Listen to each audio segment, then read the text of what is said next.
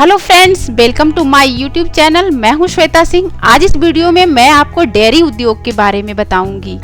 तो दोस्तों, इससे संबंधित पूरी जानकारी के लिए वीडियो को लास्ट तक जरूर देखें।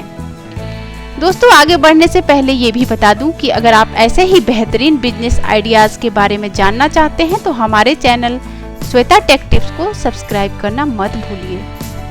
पशुपालन हमारे देश में ग्रामीणों के लिए सिर्फ शौक ही नहीं बल्कि आमदनी का जरिया भी रहा है। लेकिन सही जानकारी के अभाव में अक्सर लोग पशुपालन का पूरा फायदा नहीं उठा पाते।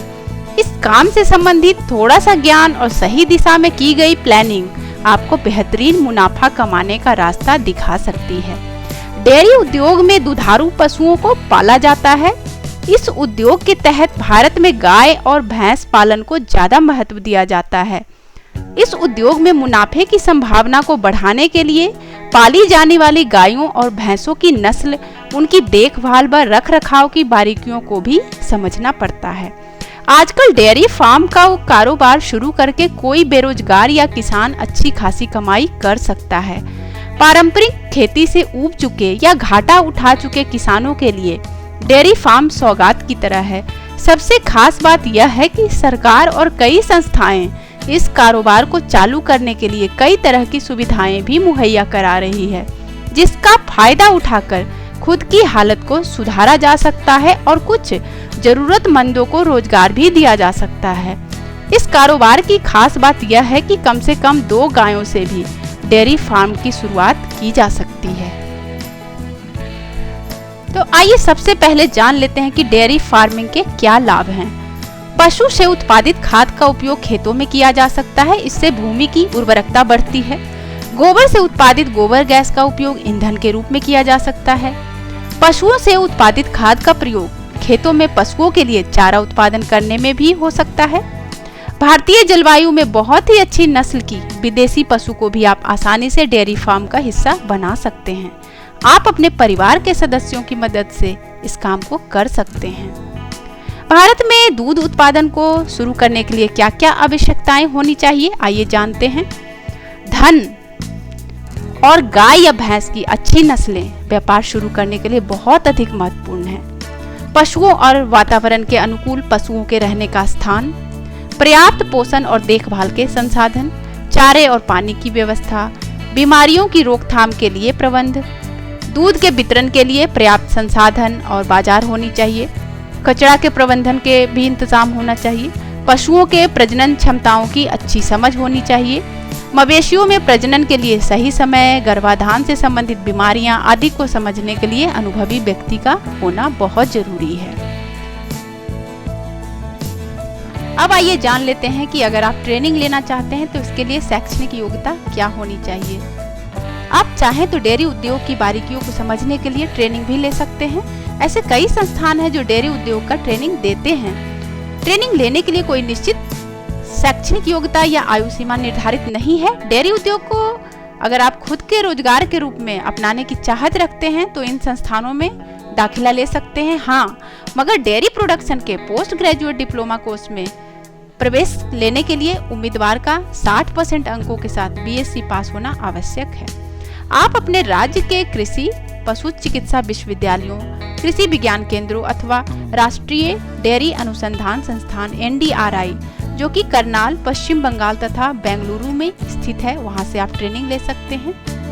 उन्नत नस्ल की 2 गायों के साथ लघु डेयरी फार्म शुरू किया जा सकता है। अब आइए जानते हैं कि डेयरी फार्मिंग के लिए शेडिंग कैसी होनी चाहिए। एक व्यवस्थित फार्म में एक पशु को शेड के अंदर 50 फीट और 80 फीट खुली जगह की आवश्यकता होती है। अब आइए जानते हैं कि इनकी फायदेमंद प्रजातियां कौन कौन सी होती हैं। भारत में 32 तरह की गायें पाई जाती है।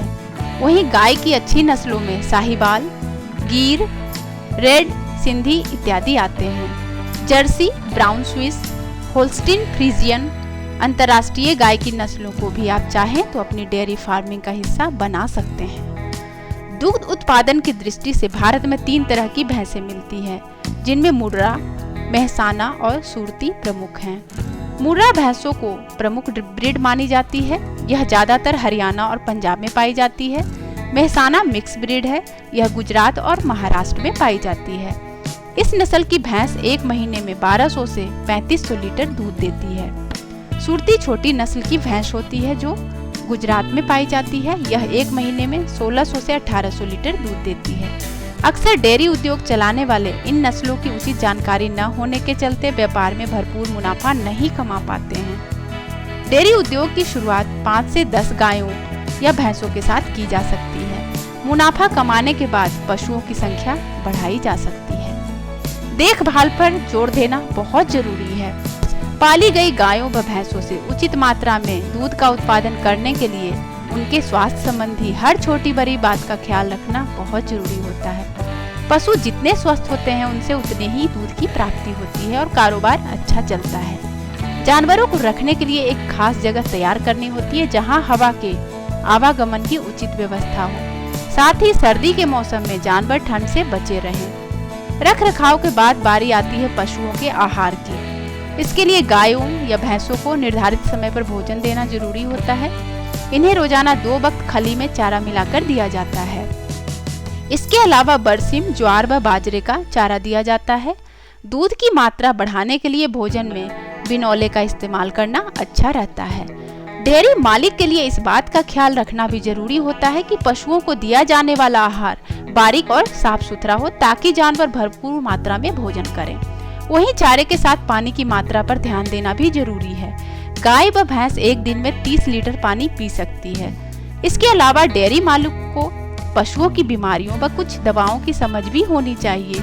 जानवरों तथा पशुधन की अच्छी तरह देखभाल करना डेयरी फार्मिंग बिजनेस की सफलता की कुंजी है। आपको कोशिश करनी है कि आप अपने पशुओं की हर बीमारी से दूर रखें। उनको बीमारी मुक्त रखने के लिए उनका सही समय पर टीकाकरण करवाते रहें। अब आइए जानते हैं कि दूध उत्पादन को शुरू करने के लिए कौन कौन सी चुनौतियां आती हैं जिसका सामना करना पड़ता है। दूध उत्पादन को शुरू करने वाले लोगों को आमतौर पर नए दूध उत्पादक के रूप में या भविष्य में आने वाली सभी चुनौतियों का सामना करके सफलता प्राप्त करने के बारे में पता होना चाहिए। जैसे दूध उत्पादन का व्यवसाय पूंजी, परिश्रम और प्रॉपर मैनेजमेंट पर आधारित बिजनेस है। इसके लिए अच्छी चिकित्सीय लागत की आवश्यकता होती है। बिना किसी प्लानिंग के दूध उत्पादन का व्यापार करने से बहुत सी परेशानियों का सामना करना पड़ता है। एक छोटी सी गलती और अनुचित देखभाल गाय और भैंसों की विभिन्न बीमारियों का कारण बनती है। इसके लिए उच्च उत्पादक और पशुओं की प्रजनन क्षमता को बनाए रखने की आवश्यकता होती है। व्यापार के सभी पहलुओं पर डीपली नॉलेज की गहन अध्ययन की आवश्यकता होती है। प्रतिकूल मौसम और जलवायु की परिस्थितियां बड़े स्तर पर प्रभावित करती है। दूध या इसके उत्पादकों का मार्केटिंग करना भी काफी चुनौतीपूर्ण होता है। इसके लिए हाई स्किल और हार्डवर्क, उच्च परिश्रम की आवश्यकता होती है। दूध के उत्पादकों की गुणवत्ता और स्वच्छता को बनाए रखना बहुत मुश्किल है। इस व्यवसाय को शहरी क्षेत्रों और शहरों में शुरू करना बहुत ही चुनौतीपूर्ण है क्योंकि इसकी लागत बहुत अधिक होती है।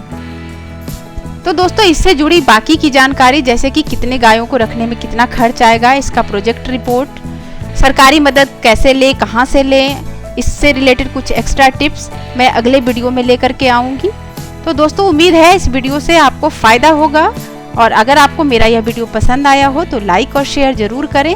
अगर आपने हमारा चैनल अभी तक सब्सक्राइब नहीं किया है तो कर लीजिए ताकि मेरे नए वीडियो के अपडेट्स की जानकारी आपको मिलती रहे। मैं आपसे फिर मिलूंगी एक नए इन्फॉर्मेटिव वीडियो के साथ। Thanks for watching my video. Bye.